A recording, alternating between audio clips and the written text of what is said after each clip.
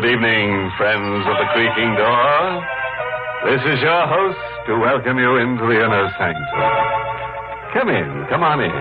Well, let me tell you about the loot we picked up in our family. Mother got a new broom. Yeah, she needed it ever since she wrecked the old one in a forced landing on the roof last month. Uncle William got a fur-lined straitjacket. And dear, darling little Aunt Matilda got a new hat pin. Yes, her last one got stuck in the skull of her fourth husband.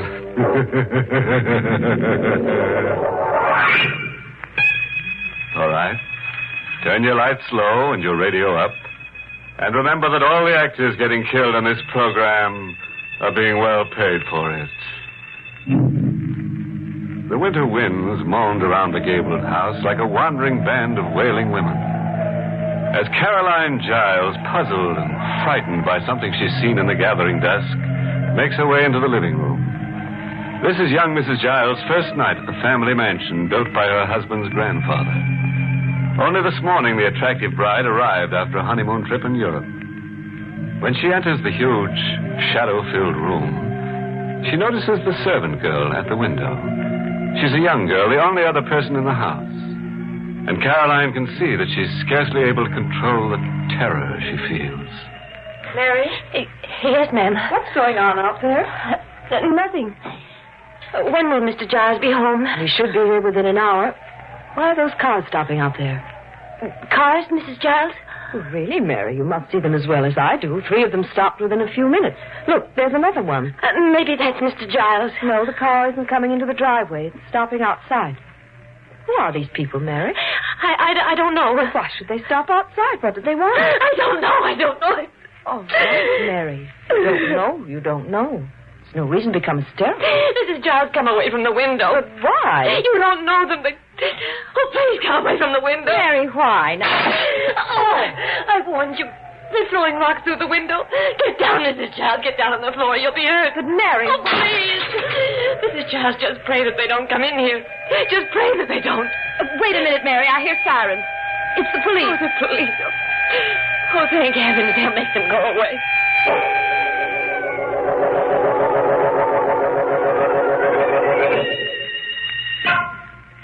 Mrs. Giles, I'm Richard Croydon, the mayor of this town. I'm sorry we had to come here under these circumstances. How do you do?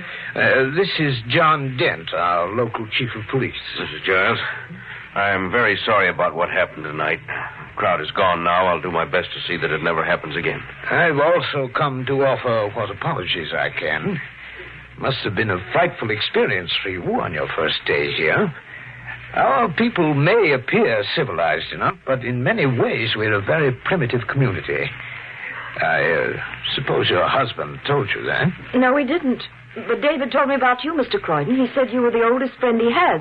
I believe you live down the road? Yes, that's right. That's how I happened to see those cars coming, and I phoned Chief Dent. But why did those cars come, Mr. Croydon? Why? Well, yes. Why should those people who hardly know me do a thing like this? Well, didn't David tell you? Tell me what? Where is David now? He went to town. I expect him any minute. Well, perhaps he'll tell you what you want to know when he returns. Why can't you tell me? I'm not sure that I care to. Mr. Dent, perhaps you'll be kind enough to explain this? Well, them people weren't after you, ma'am. They were after the man you married. David? But what? Dent, if Mr. Giles hasn't told her, I don't think it's your place to do so. Well, the woman has a right to know. The reason them folks are trying to kill Mr. Giles is because they think he's a murderer. Some call him even worse than that. What do you mean? Mrs. Giles, 2 years ago, a series of killings began in this here county. Girls, young girls, 4 of them were found on lonely roads, stabbed to death. Homicidal maniac, that's what the state police officer said. And my husband? Well, your husband was arrested for them crimes. He was tried right here, but they let him go. We didn't have enough evidence. David, can't believe it. Why should they suspect him? Well, he knew one of them girls, and, he had been sent away, ma'am. Sent away? What are you talking about? Well, everyone knowed there was something wrong with him. He had to go to an asylum for a while. That's quite enough, then. Mrs. Giles, I must tell you this. David was discharged from the rest home, completely cured. It was nothing more than a nervous breakdown. Now, Dent, you have no right to frighten her like this. I'm not frightened. And I'm very grateful to Mr. Dent for telling me what he did. I just want to know one thing. If my husband was acquitted, why should they still believe he's guilty? Because since he left town 6 months ago, there ain't been none of these murders. Not a single one. Now that he's back, they'll start again. That's what you believe, Mr. Dent? Oh, no, ma'am, but that's what the folks are saying. Thank you. And now, if you don't mind, I'd like to be alone. Mrs. Giles, if there's anything I can do... No, thank you. There's nothing. Good night, Mr. Croydon. Good night. Come along, then. Good night, ma'am. Good night.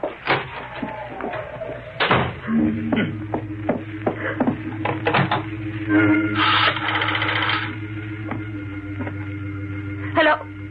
Operator, will you give me the number of the railroad station, please? No. Never mind, operator. Don't bother. Are you going to leave, Carolyn? David, you heard. Yes. And I heard everything else my very old friend, Mr. Dent, told you. I was behind the other door. Then why didn't you come in? Why ruin their fun? Besides, I was curious to see just what your reaction would be. David, why did they have to tell me? Why couldn't you? You think this was an easy thing to tell to a newly married bride? I would have found out sooner or later. I did plan to tell you, Carolyn, in due time. That's why I ordered Mary not to say anything. Darling, it isn't true. This is all an insane dream, a nightmare. No, Carolyn, it's not a dream, but in many ways it is a nightmare. Were you going to run away from me, Carolyn? Is that why you phoned the station? Yes. Carolyn, if you want to leave me, I can't blame you. I realize it may be asking a little too much of any woman. To be my wife and to live here. Why did you come back here, Dave? Because I want to prove to them that I'm not what they think I am. And I was hoping you'd help me. I thought maybe you loved me enough for that. Carolyn, I'm terribly sorry it must end this way. I'm not going to leave, David. Carolyn, I hope you understand what you're saying. You may be risking your life by remaining here. I love you, David. I'll risk it. I want you to be certain. Because in the end, I may fail and be put to death. To death? Yes, there are going to be other murders. Other murders? Don't ask me how I know this, but I'm almost positive that sometime tonight, a girl in or near this community will be killed. Brutally stabbed to death. I'll have to go out tonight and see if I can prevent it. Do you still want to remain? Why are you telling me this? Because I want to know if you really love me or if you said what you did to placate a madman. To quiet a homicidal maniac who may still murder you. Are you going to stay, Carolyn? Yes. I'm going to stay, David.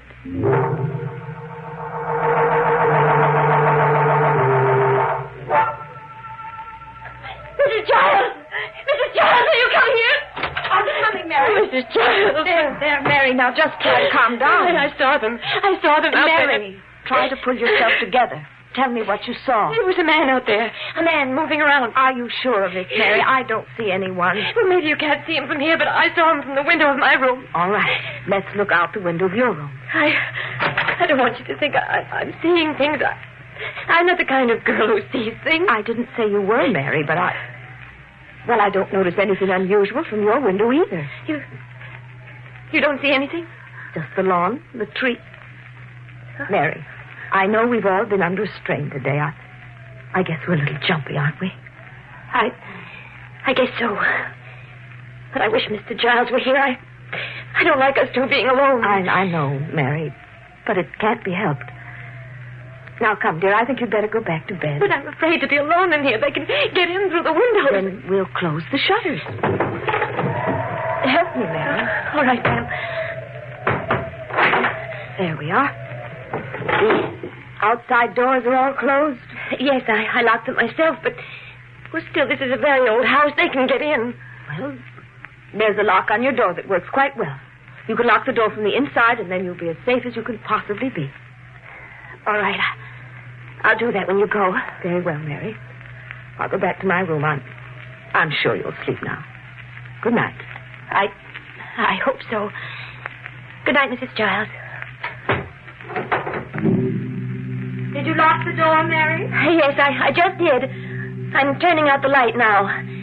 I'm sorry I troubled you, Mrs. Giles. Good night. Good night.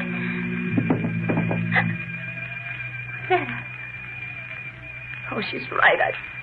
I must be hearing things. Mrs. Giles! There's someone in here! Let go of my hand! Mrs. Giles! Mary? He was locked in here with me. Help me, Mrs. Giles! Mary! Oh, he's got a knife. I can feel it, a knife. Oh, no, let go of me, please. No. Mary!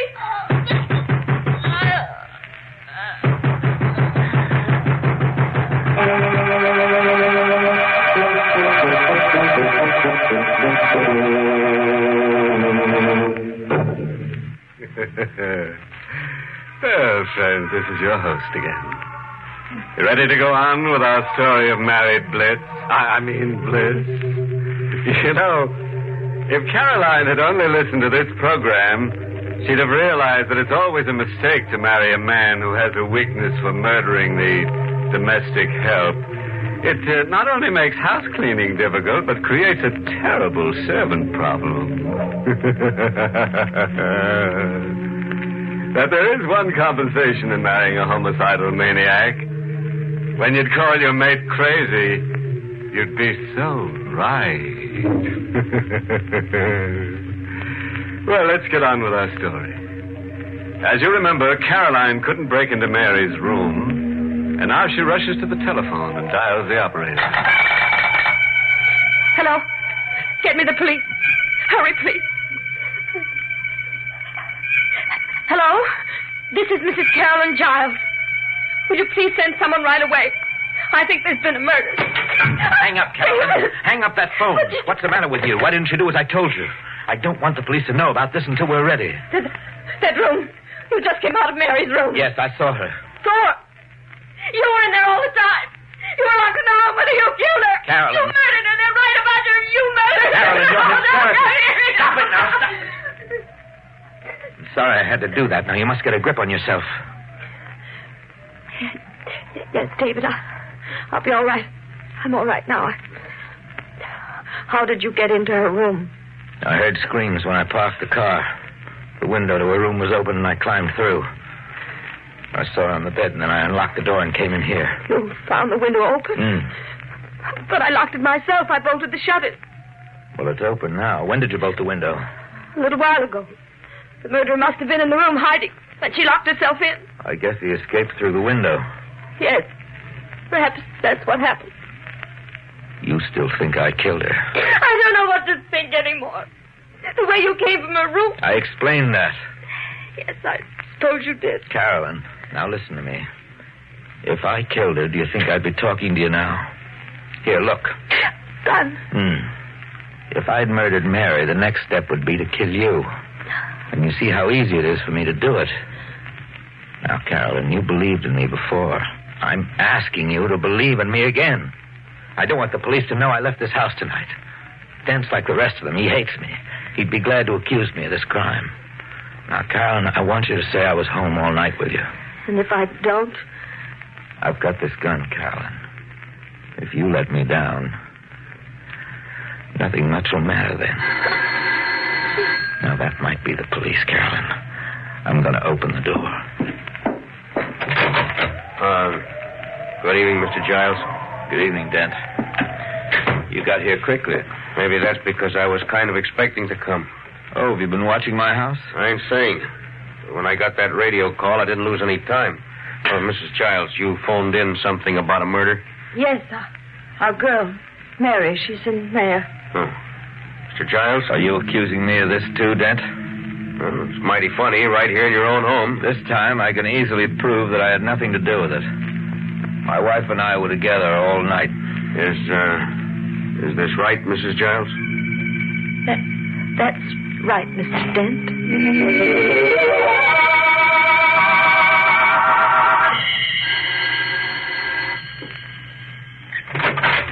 Hello, David. Richard. Come in.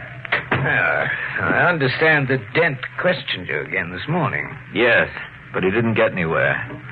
I think even he's beginning to get the idea that I'm not a murderer. I see. Oh, Carolyn, dear. Oh, hello there. David, why didn't you warn me your friend was coming tonight? Well, I phoned Richard only a few minutes ago. You see, Carolyn, I have to go out. Go out? Yeah. I didn't want to leave you alone after everything that's happened. I know, but... Well, couldn't we come with you, David? No, I'm afraid not. Why not? Well, it might be dangerous. David, where are you going?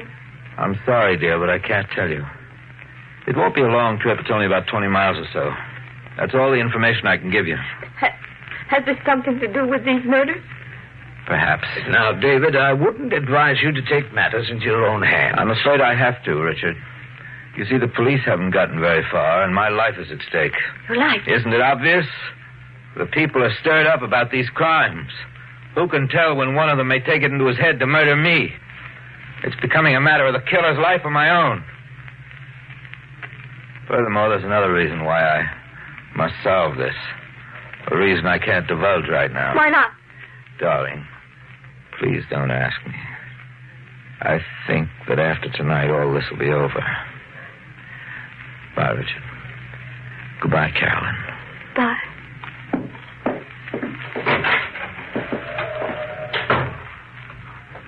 Richard?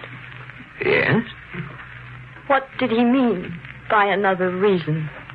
Well, Carolyn, if he's right about the murderer, then the next logical victim will be a girl, an attractive girl who's very close to him, so that people will suspect him even more.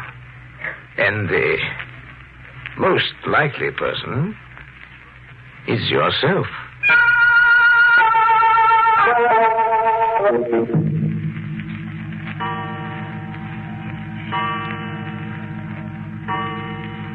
$10. Did he tell you how long he'd stay away, Richard? No, he didn't. Shall I deal another round? Oh, that must be David. Hello? David. Are you all right, darling? Well, when will you be home? All right, I'll tell Richard. Goodbye. David's on his way home. He'll be here in an hour. Where did he call from? A town called Waverly. He says he knows who the killer is. That's impossible. How do you know?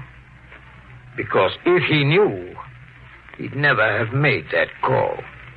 I don't understand. It was a perfect signal to the murderer. Murderer? It told him that he was safe, that he had all the time he needs, a full hour. Richard, you... Please, I must warn you not to do anything foolish. It will only make matters worse for yourself. What do you have in your hand? A knife. You see, I simply press this button, and it snaps open. Try to control yourself, Carolyn. Don't try to fight the inevitable. Take my advice and submit to what will come. It will be less painful. Let go of me. You see how futile it is to struggle. I have the knife at your throat now. I have only to move my arm, and it's all over.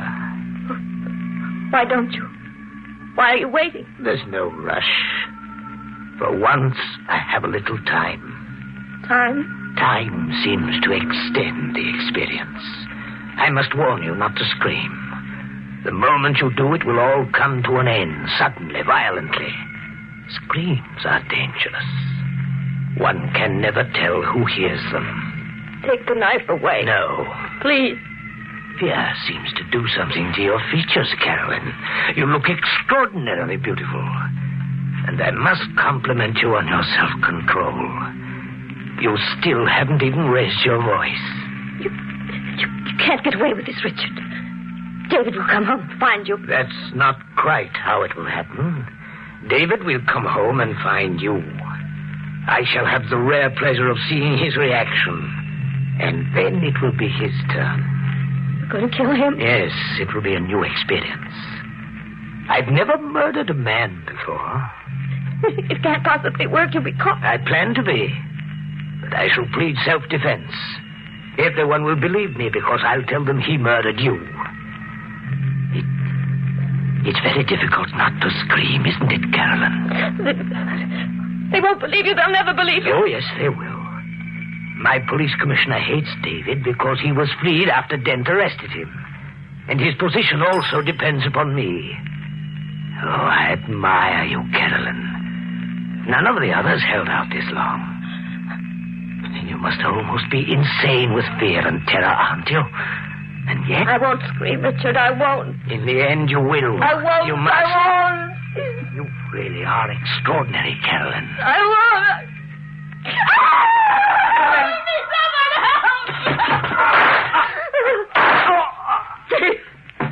Carolyn. I don't understand. You were here. Almost all evening. I phoned from a neighbor's house to make him force his hand. I got back just in time. Still alive. Yes. Richard. David, did you know? You couldn't have been that clever. I suspected you, Richard, but I wasn't certain until tonight. It was a trap. And Carolyn the bait. All a trick. I'm afraid that's what it was, Richard. Why did you make them think it was me? Why? Because you were a Giles. Always a little too clever. Never quite one of us. But you'll die for this, David. You'll be blamed for this and the other murders. I've left letters accusing you of the crimes. And Dent will believe them. Even over your wife's testimony. You'll die for this. They'll kill you.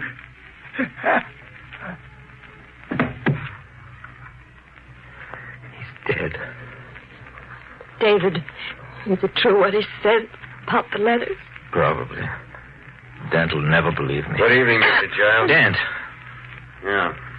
Been out there all night. When I heard the shots, I came running in. So you killed him? Yes, but I had to, Dent. He was going to murder my wife. That's true. He's the homicidal maniac you've been looking for. You've got to believe that, Mr. Dent. Of course I believe it, ma'am. Been suspecting him for a long time. Ever since he spread them stories to folks about Mr. Giles. And I heard what he said before he died. You've got nothing to fear now, Mrs. Giles. You and your husband can live here and we'll be proud to have you. And some folks will be mighty ashamed about what they've been saying and doing. I reckon I'd better call in. Get them to take this man away.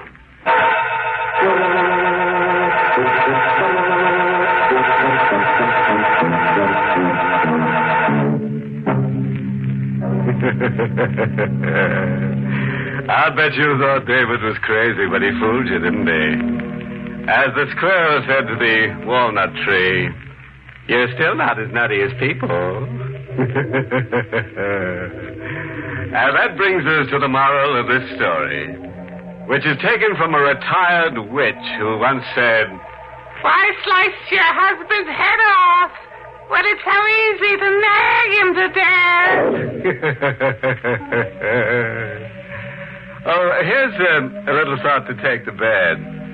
Never murder your enemies, because then you'll have no one to hate but yourself. Inner Sanctum has been brought to you through the facilities of the United States Armed Forces Radio Service, the voice of information and education.